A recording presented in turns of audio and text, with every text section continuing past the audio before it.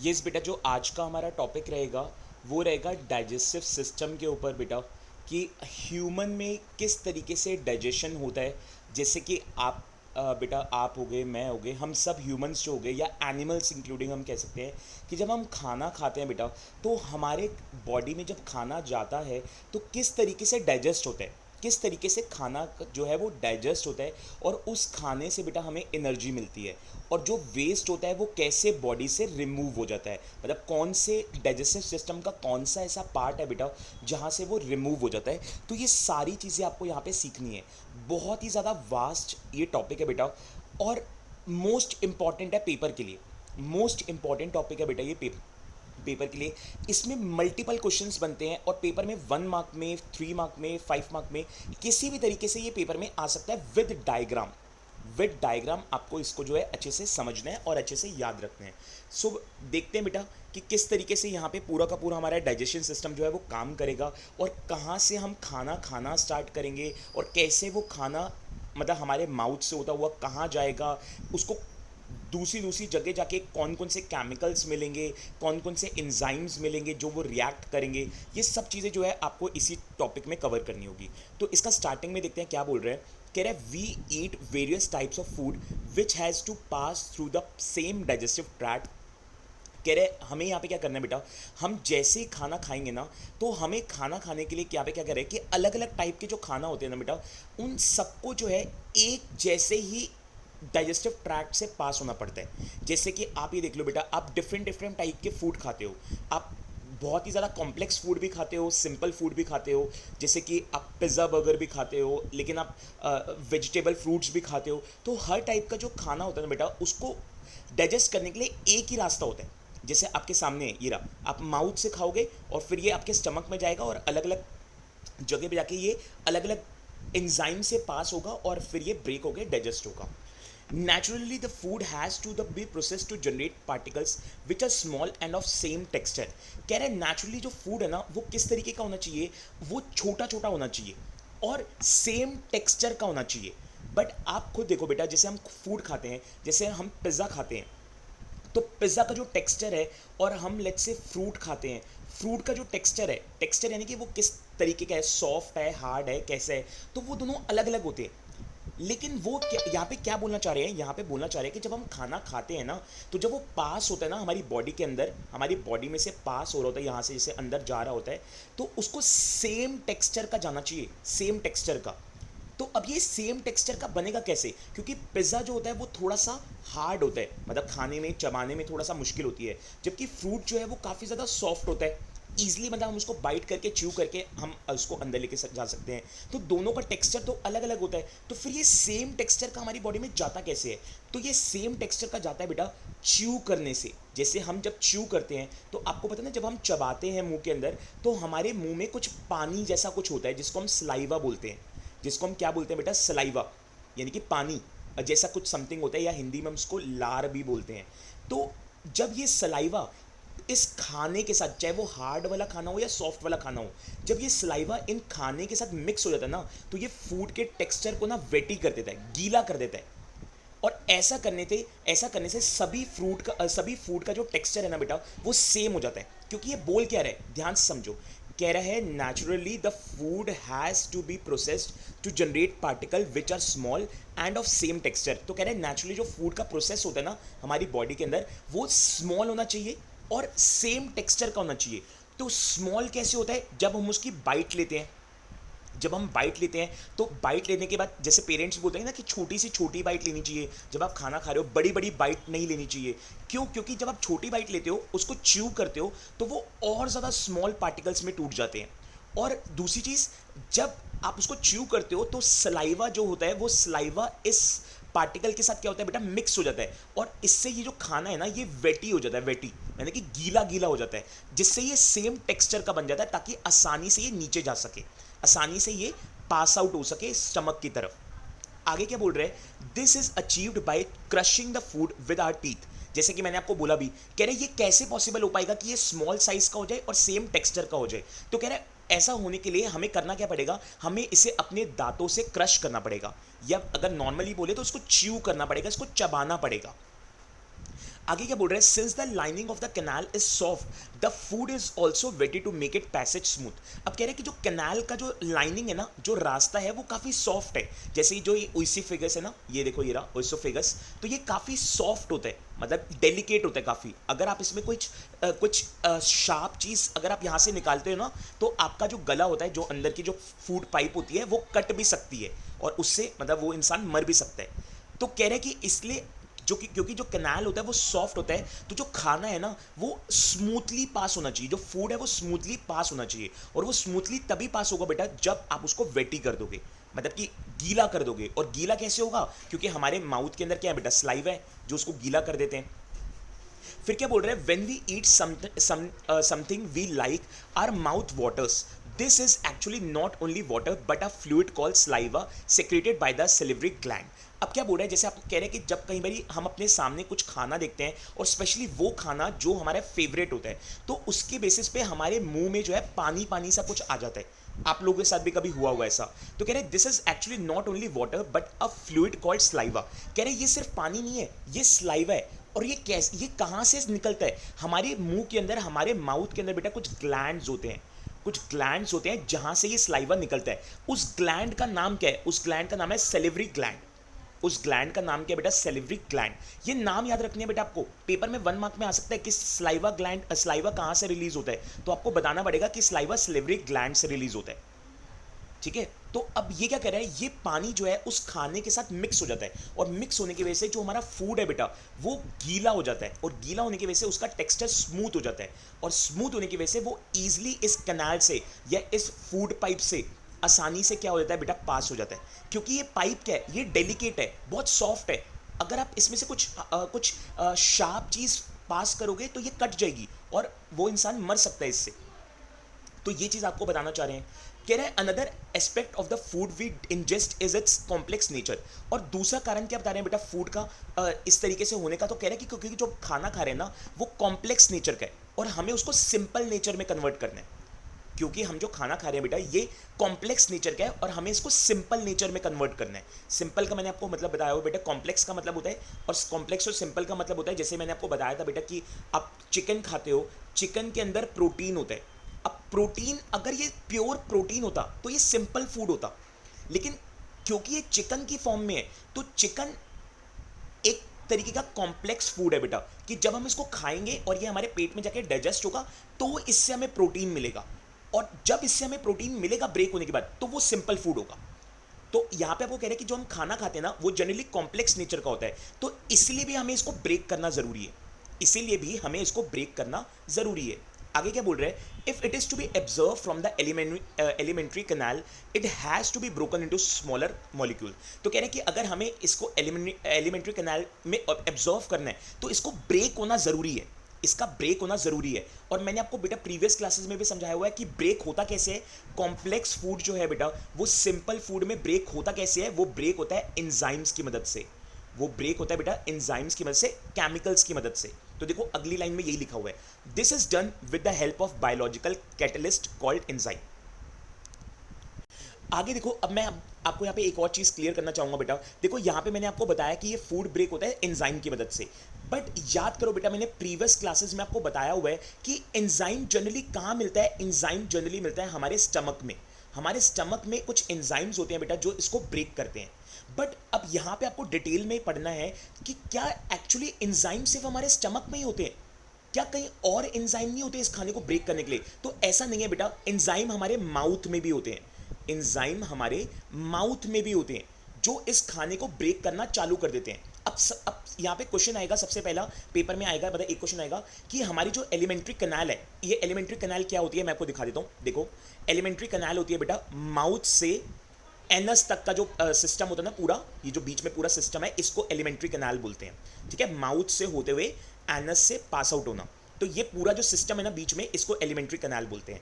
तो अब पेपर में क्वेश्चन आएगा कि जो एलिमेंट्री कैनाल है उसमें सबसे पहले कौन से एंजाइम रिलीज होते हैं या कहां पे एंजाइम रिलीज होते हैं? तो सबसे पहला एंजाइम स्टमक में रिलीज नहीं होता बेटा, सबसे पहला एंजाइम माउथ में रिलीज होता है। इसका क्या नाम आएगा अभी हम पढ़ेंगे, यहां पे इसका क्या नाम होगा अभी हम पढ़ेंगे।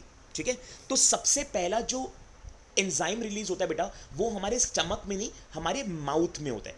अब कौन सा होता है वो एंजाइम, तो अगला पॉइंट हमारा यही है। देखो क्या लिखा है, the salivary contains an enzyme called salivary amylase that break down starch which is a complex molecule to a given simple sugar.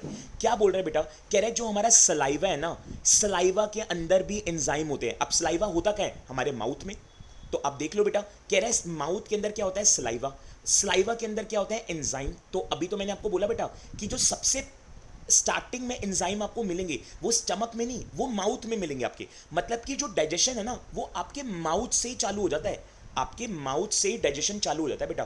तो माउथ में क्या होते हैं, एंजाइम्स होते हैं। ये एंजाइम क्या करते हैं, कॉम्प्लेक्स मॉलिक्यूल्स को सिंपल मॉलिक्यूल में ब्रेक कर देते हैं। और मैंने आपको बताया तो हुआ है एंजाइम करता क्या है, यही तो करता है। अब अगला पॉइंट आता है कि इस एंजाइम का नाम क्या है, तो पेपर में आपको याद रखना बेटा, ये रहा इसका नाम, आप अपनी बुक में हाईलाइट कर लो, सेलिवरी एमिलेस। सेलिवरी एमिलेस जो है इसका नाम यहाँ पे है। ये सलाइवा एंजाइम है, मतलब ये एंजाइम है जो आपके सलाइवा में आपको मिलेगा। और क्या करेगा बेटा, खाने को ब्रेक करना चालू कर देगा, कॉम्प्लेक्स फूड को सिंपल फूड में ब्रेक करना चालू कर देगा। और ब्रेक होना आपके माउथ से ही चालू हो जाता है। अब आगे देखो क्या बोल रहे हैं, the food is mix thoroughly with saliva and moved around the mouth while chewing by the muscular टंग।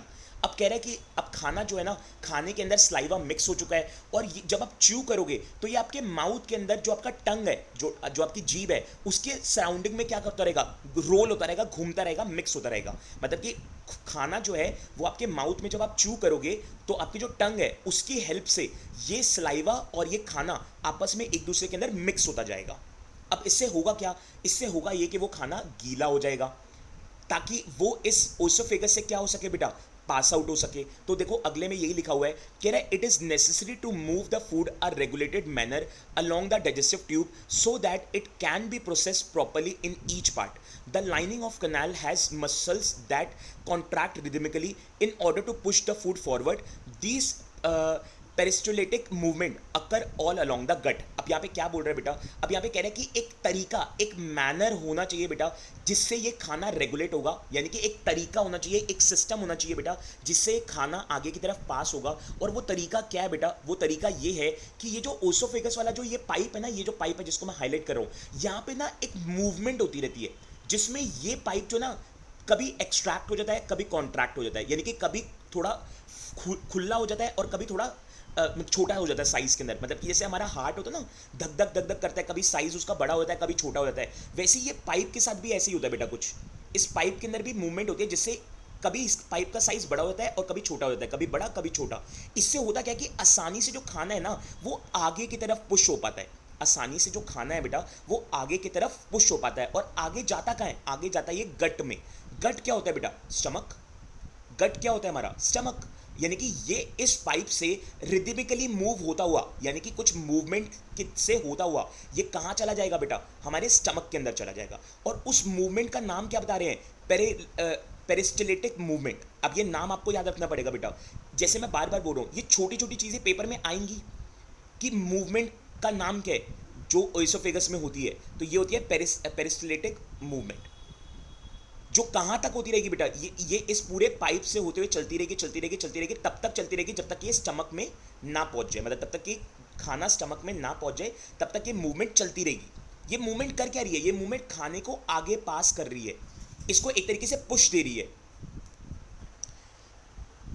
आगे कह रहे हैं बेटा, from the mouth the food is taken to the stomach through the food pipe और oesophagus. तो यहाँ पे जैसे मैं आपको ऊपर बता चुका हूँ बेटा कि जो खाना है बेटा वो माउथ से कहाँ जाता है, वो माउथ से जाता है आपके स्टमक तक। और कैसे जाता है, फूड पाइप से होता हुआ। उस फूड पाइप का नाम क्या है बेटा, ओसोफेगस, जो अभी हमने ऊपर भी देखा था। फिर कह रहे थे stomach is a large organ which expands when food enters it. अब जो स्टमक है ना वो एक लार्ज ऑर्गन है, और जब जब हम खाना खाते हैं ना तो ये स्टमक हमारा एक्सपैंड हो जाता है, यानी कि ये फ्लेक्सिबल है।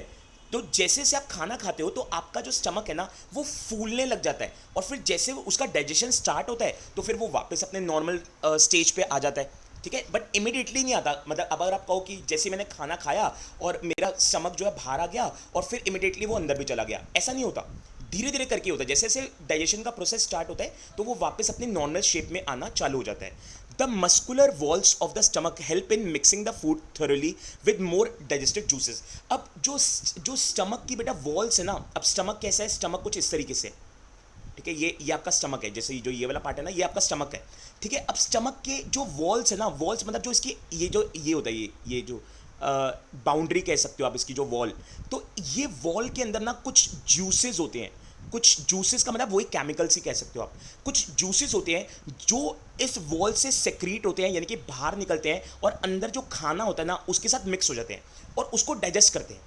दोबारा रिपीट कर रहा हूँ, क्या बोलना चाह रहा है वो क्या कह रहा है कि जो स्टमक की वॉल्स होती हैं वहाँ से क्या होता है बेटा, वहाँ से कुछ जूसेस को आप एंजाइम भी बोल सकते हो, जूसेस को आप एंजाइम भी बोल सकते हो, वो रिलीज होते हैं और रिलीज होकर जो स्टमक में खाना होता है बेटा वो डाइजेस्ट करना चालू कर देते हैं उसको. अब वो जूसेस होते कौन से हैं, तो अगला पैराग्राफ में हमें यही बताया हुआ है. वो जूसेस होते कौन से बेटा, अगले पैराग्राफ में हमें यही बताया हुआ है. तो रीड करते हैं इसको. Carat the digestion in stomach is taken care of by the gastric gland present in the walls of the stomach. क्या बोल रहे हैं बेटा, कह रहे हैं जो स्टमक की वॉल्स है ना, जैसे मैंने अभी आपको डायग्राम बनाया कि ये स्टमक है मान लो, ठीक है, ये जो स्टमक की वॉल्स है, इस वॉल पे एक ग्लैंड होता है. ये जो वॉल्स है ना बेटा, जिसको मैं आप रेड कलर से मार्क कर रहा हूं, इस वॉल पे एक ग्लैंड होता है और उसका नाम है गैस्ट्रिक ग्लैंड. अगेन आपको ये सारे नाम याद रखने हैं बेटा. इसकी वॉल पे क्या होता है बेटा, एक गैस्ट्रिक ग्लैंड होता है. ये ग्लैंड ही है बेटा जो अलग अलग जूसेस रिलीज करता है ताकि खाना जो है वो डाइजेस्ट हो सके. तो अब क्या रिलीज करता है, देखो क्या लिखा है, कह रहा है these release hydrochloric acid, a protein digesting enzyme called pepsin. ये यहाँ पे दो चीजें बताई है इसने और तीसरी चीज है म्यूकस. तो ये गैस्ट्रिक ग्लैंड क्या रिलीज करता है बेटा, ध्यान से देखो, ये गैस्ट्रिक ग्लैंड तीन चीजें रिलीज कर रहा है. एक तो हाइड्रोक्लोरिक एसिड जिसको हम HCl बोलते हैं बेटा, शॉर्ट में क्या बोलते हैं, HCl, हाइड्रोक्लोरिक एसिड. एक रिलीज करता है ये एंजाइम. एंजाइम का नाम क्या है, एंजाइम का नाम है बेटा पेप्सिन. अगेन याद रखना है बेटा ये नाम, एंजाइम का नाम क्या है, पेप्सिन. पेप्सिन रिलीज करता है. ऊपर भी कुछ एंजाइम के नाम पढ़े हमने, वो भी आपको याद रखनी है. नीचे स्टमक में जो रिलीज करता है उस एंजाइम का नाम है पेप्सिन, और साथ में ये रिलीज करता है बेटा म्यूकस.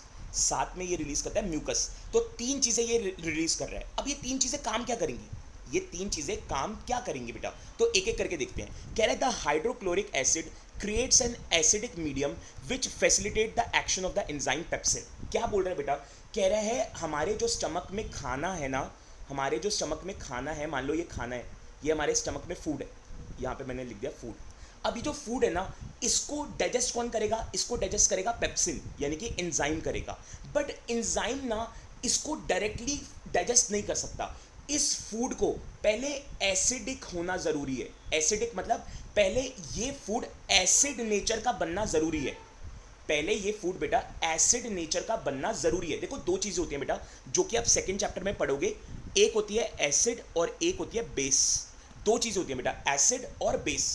तो यहां पे क्या कह रहा है, पहले खाने को, उस फूड को एसिड बनना जरूरी है, तभी ये पेप्सिन ना डाइजेस्ट कर पाएगी, तभी ये पेप्सिन खाने को डाइजेस्ट कर पाएगी. इसका मतलब पेप्सिन जो है ना डायरेक्टली खाने को डाइजेस्ट नहीं कर पाती. हमारे स्टमक के अंदर पेप्सिन जो है बेटा डायरेक्टली खाने को डाइजेस्ट नहीं कर पाती.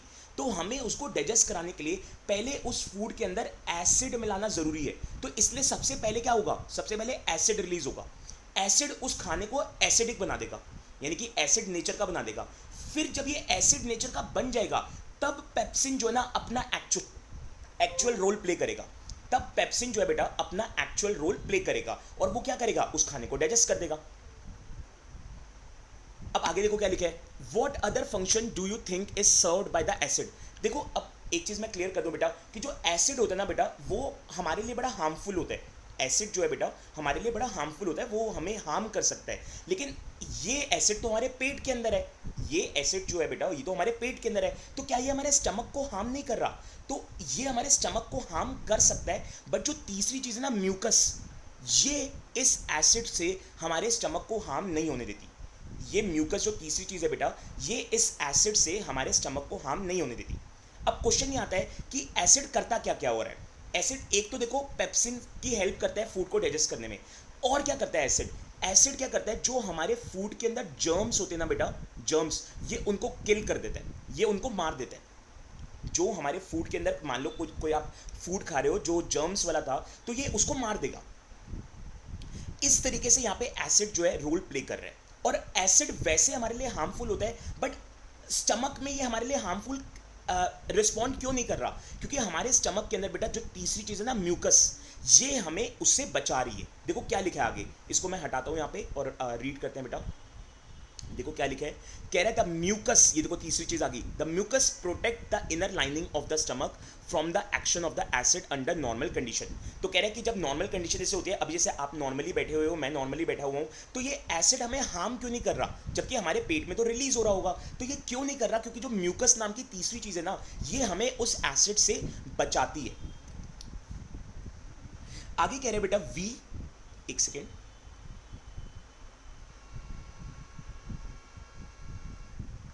आगे कह रहे हैं we have often heard adults complaining about acidity, can this be related to what has been discussed above.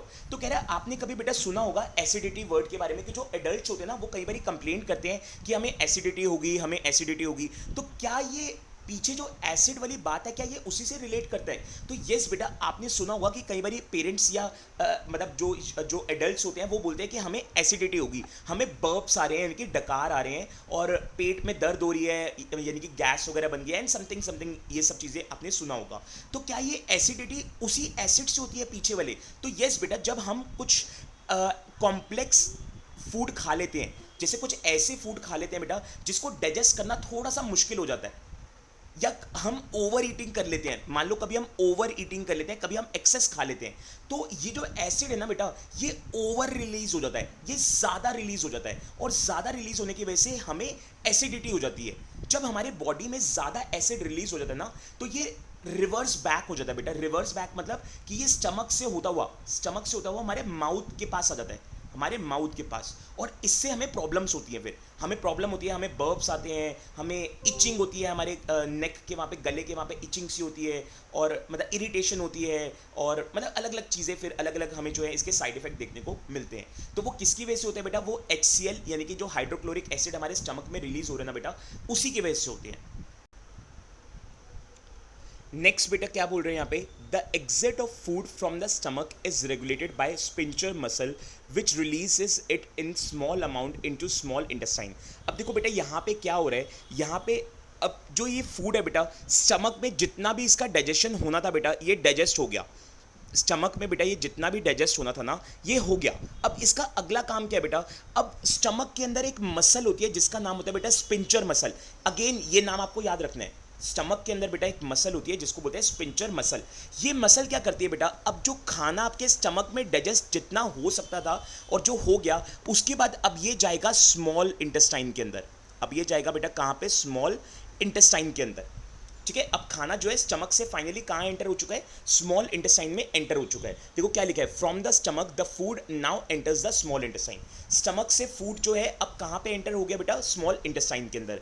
ये हमारे कनाल का, एलिमेंट्री कनाल का सबसे लॉन्गेस्ट पार्ट होता है बेटा, सबसे लॉन्गेस्ट पार्ट। और ये किस फॉर्म में बेटा कब हमारी बॉडी में होता है? कॉइलिंग करके ये हमारी बॉडी में पड़ा होता है। कॉइल का मतलब होता है बेटा, जैसे सांप होता है, स्नेक, स्नेक जो है बेटा वो कॉइल करता है ना, ऐसे ऐसे करके मतलब कुंडली सी मार लेता है, तो इसको इंग्लिश में कॉइल बोलते हैं। तो ऐसे ये जो स्मॉल इंटेस्टाइन है बेटा, ये हमारी बॉडी के अंदर कॉइल करके, कॉइल की फॉर्म में जो है स्टोर होता है। तो एक बार देखते हैं बेटा, इसको डायग्राम के अंदर देखते हैं ताकि आपको और अच्छे से समझ आ सके। देखो यहाँ पे अगर हम देखें तो ये हमारा स्टमक है, ये हमारा स्टमक है बेटा। देखो अब ये स्टमक से ये जा रहा पास होता हुआ, और अब यहाँ से ये आ गया हमारे स्मॉल इंटेस्टाइन के अंदर। देखो ये किस तरीके से इंटैंगल हुआ है। इंटैंगल का मतलब होता है उलझा होना, और या फिर आप इसको बोल सकते हैं कॉइल। कॉइल हिंदी में बोलते हैं कुंडली मारना। तो इस तरीके से देखो ये कॉइल हो रखा है, जैसे सांप होता है ना, इस तरीके से अपने आप को इस तरीके से कॉइल कर लेता है। तो वैसे ये जो स्मॉल इंटेस्टाइन है बेटा, ये भी हमारी बॉडी में कॉइल फॉर्म में स्टोर होता है। अब ये सबसे लॉन्गेस्ट पार्ट होता है बेटा हमारे पूरे कनाल का। अगर आप इस कॉइल वाली ये जो स्मॉल इंटेस्टाइन है, अगर आप इसको सीधा कर दो तो ये बहुत बड़ा साइज का बन जाता है। ये बहुत बड़े साइज का हो जाता है जो स्मॉल इंटेस्टाइन है हमारी बॉडी में। और किससे कनेक्टेड है? ये स्टमक से, मतलब कि स्टमक से फूड कहाँ आ रहा है? इस स्मॉल इंटेस्टाइन में आ रहा है। तो अब देखते हैं स्मॉल इंटेस्टाइन में और क्या क्या चीज़ें होगी। अगेन बेटा जैसे स्टमक का मैंने आपको बोला था ना कि स्टमक का इंडिविजुअली 3 मार्क्स का पेपर में डिटेल में पूछ सकते हैं, वैसे स्मॉल इंटेस्टाइन का भी बेटा 3 मार्क्स का पेपर में डिटेल में पूछ सकते हैं। तो अब स्मॉल इंटेस्टाइन के अंदर क्या होगा देखते हैं। जो फूड है बेटा वो अब कहाँ आ चुका है, जो फूड है वो स्मॉल इंटेस्टाइन में अब एंटर कर चुका है, और ये किस फॉर्म में है बेटा, कॉइल हो रखा है ये। The length of the small intestine differs in various animal depending on food they eat. अब पेपर में क्वेश्चन आ सकता है कि क्या स्मॉल इंटेस्टाइन अलग अलग ऑर्गेनिज्म में अलग अलग लेंथ का हो सकता है। पेपर में बेटा क्वेश्चन क्या आएगा कि क्या स्मॉल इंटेस्टाइन वाला जो पार्ट है ये इसकी जो लेंथ है ये अलग अलग ऑर्गेनिज्म में अलग अलग हो सकती है बेटा। तो आंसर है यस बेटा।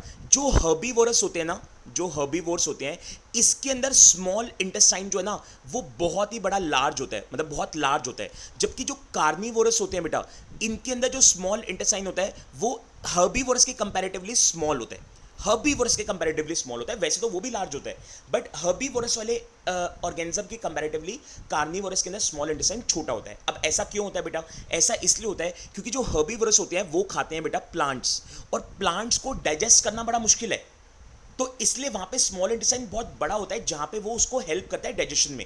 जबकि कार्निवोरस खाते हैं बेटा मीट वगैरह जिसका डाइजेशन इतना ज़्यादा मुश्किल नहीं होता, तो वो आसानी से स्मॉल इंटेस्टाइन उसमें स्मॉल होने की वजह से वो आसानी से उसको डाइजेस्ट कर लेता है।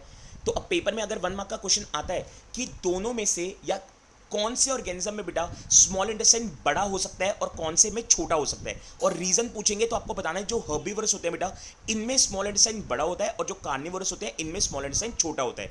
रीजन क्या है, क्योंकि हर्बीवोरस खाते हैं बेटा प्लांट्स और प्लांट्स को डाइजेस्ट करना होता है मुश्किल, जबकि कार्निवोरस खाते हैं बेटा मीट तो उनको डाइजेस्ट करना होता है ईजी। अब देखो आगे यही लिखा हुआ है यहाँ पे सारी बातें, क्या लिखा है, the length of the small intestine differs in various animal depending on the food they ईट।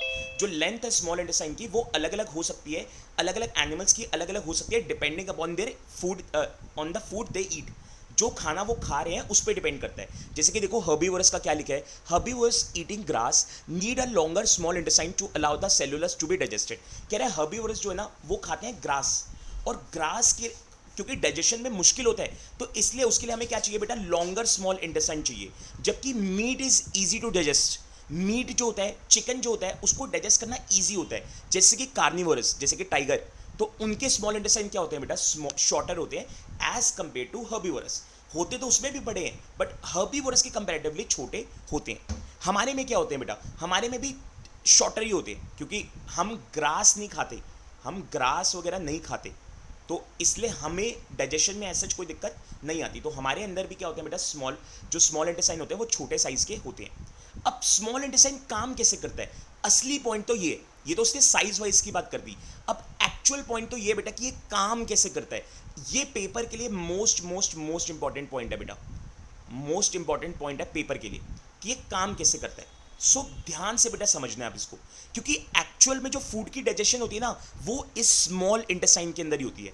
मतलब फूड से हमें क्या मिलना होता है, फूड से हमें मिलने होते हैं न्यूट्रिएंट्स, तो एक्चुअल में जो न्यूट्रिएंट्स है ना बेटा वो यहीं से मिलते हैं, वो इसी वाले साइड से मिलते हैं। अब देखो कैसे होता है, ध्यान से देखो, कह रहा है the small intestine is the site of the complete digestion of the carbohydrates protein and fats. तो कह रहा है कि जो एक्चुअल में कंप्लीट डाइजेशन होता है ना, जैसे कार्बोहाइड्रेट्स ऑब्टेन होना, प्रोटीन ऑब्टेन होना, फैट ऑब्टेन होना, वो इसी स्मॉल इंटेस्टाइन में होती है। चालू हो जाती है हमारे माउथ से लेकिन खत्म कहाँ होती है एक्चुअल में, एक्चुअल में जो न्यूट्रिएंट्स हमें खत्म होते हैं ना मिलना वो स्मॉल इंटेस्टाइन में खत्म हो जाते हैं। उसके बाद क्या होता है, उसके बाद फिर वेस्ट बाहर जाता है, उसके बाद फिर वेस्ट बाहर जाता है। तो देखो क्या लिखा है, अब इसमें होगा कैसे, बहुत ही ध्यान से समझना। It receive the secretions of the liver and the pancreas for this purpose. कह रहे हैं स्मॉल इंटेस्टाइन में डाइजेशन जो है ना दो चीज़ों की हेल्प से पूरा होता है। दो चीज़ें कौन सी हैं, एक लिवर और एक पेनक्रियास। यानी कि एक तो लिवर हेल्प करेगा डाइजेशन में और एक पेनक्रियास हेल्प करेगा डाइजेशन में।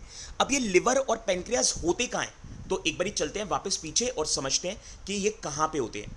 सो देखते हैं एक बारी, ये देखो ये रहा हमारा स्मॉल इंटेस्टाइन, इसके जस्ट ऊपर देखो जो ये वाला है, जो ये वाला है जिसको मैं हाईलाइट कर रहा हूं ये पेनक्रियास है, और जो ये वाला ना ब्राउन कलर का बड़ा सा ये लिवर है।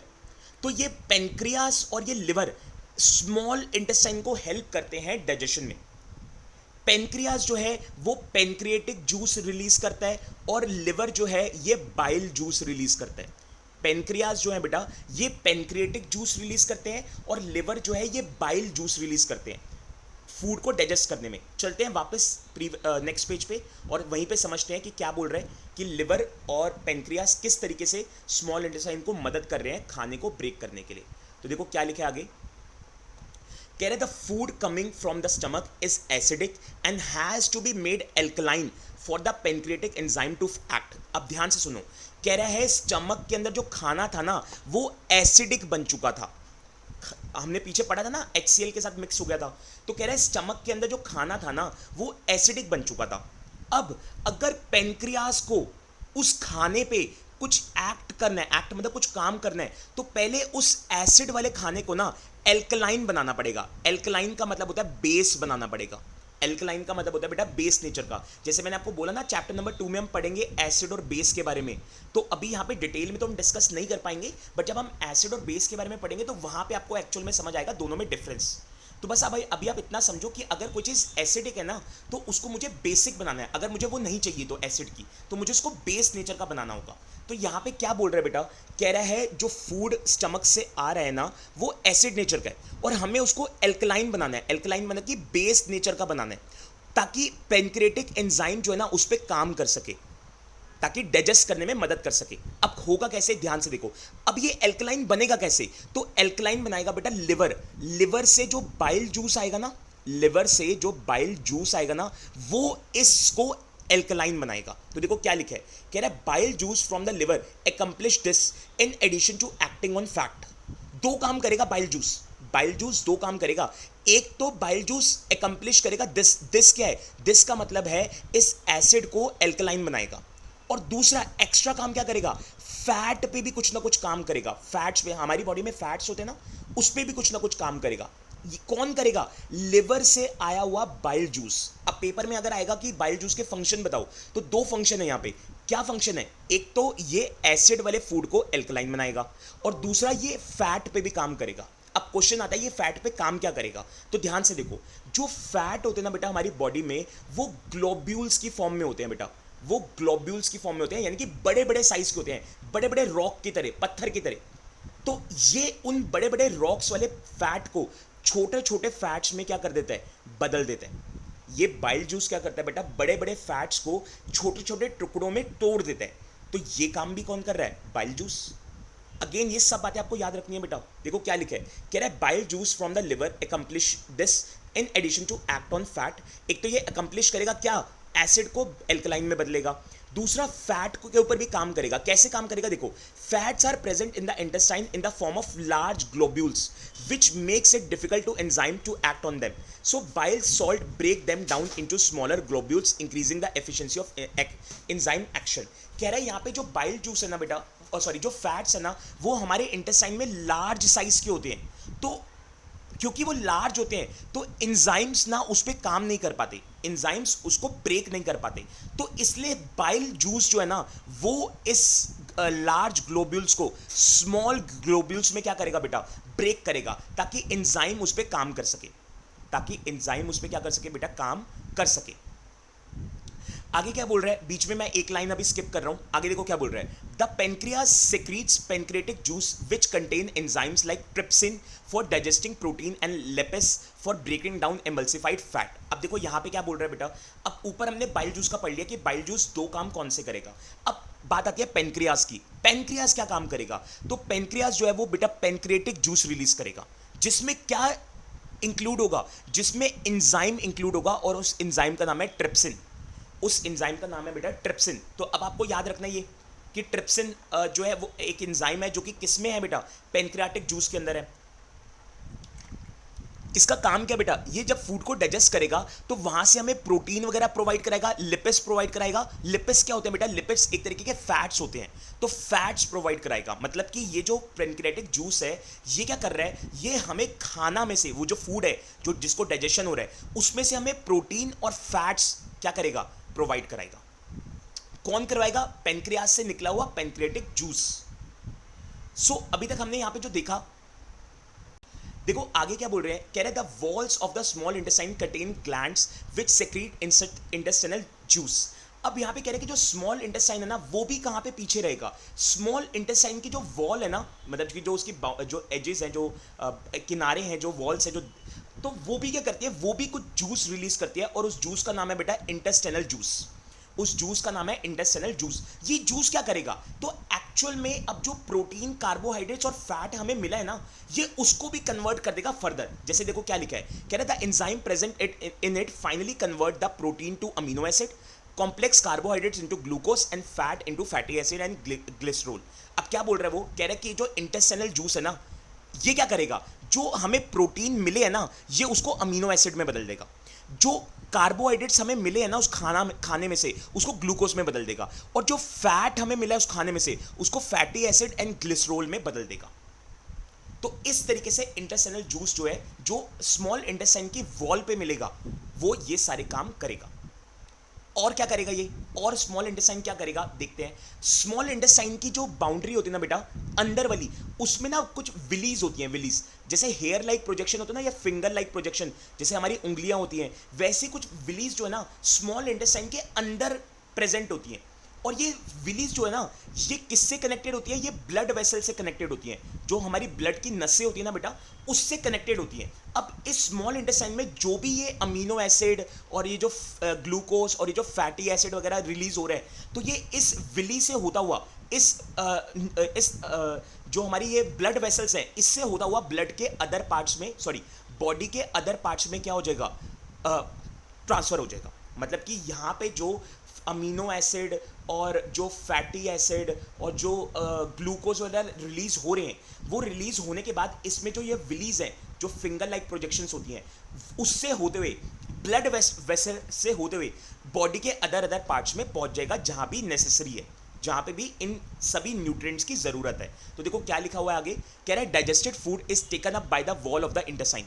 अभी जो डाइजेस्टिव फूड से जो भी न्यूट्रिएंट्स मिला है, ये कौन ले लेगा, ये इंटेस्टाइन की वॉल ले लेगी। इस वॉल पे है क्या, the inner lining of the small intestine has numerous finger like projection called Willie.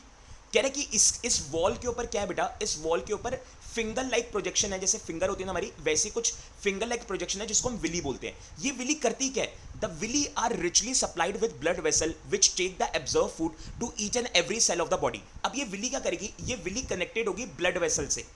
अब ये विली वो सारे न्यूट्रिएंट्स एब्जॉर्व कर लेगी और सेल या बॉडी के अदर पार्ट्स में पहुंचा देगी, ताकि उनको एनर्जी मिल सके और ताकि वो बिल्डिंग अप न्यू टिश्यू, या तो वो अपने न्यू टिश्यू बिल्ड कर सके या ओल्ड टिश्यू को रिपेयर कर सके, या जहां पे भी जरूरत है इन न्यूट्रिएंट्स की, वहां तक ये पहुंचा देगा।